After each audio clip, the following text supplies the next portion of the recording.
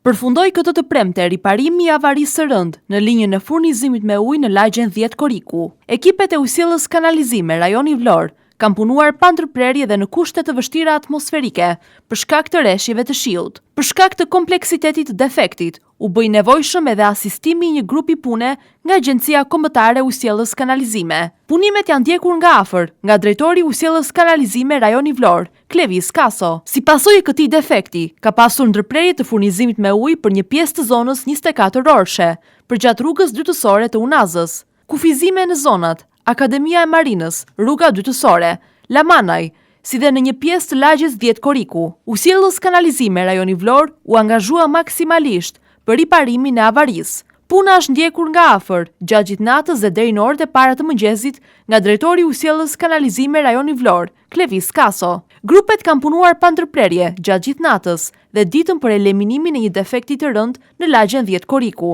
Mbas eliminimit të kësaj avarie të rëndë këtë të premte, ka nisur edhe testimi i linjës dhe shpërndarja e ujit do të rikthehet gradualisht në normalitet për të gjithë konsumatorët. Ujësillës Kanalizime rajoni Vlorë kërkon ndjesë për shqetësimet e shkaktuara dhe falendron qytetarët dhe bizneset për mirëkuptimin e treguar.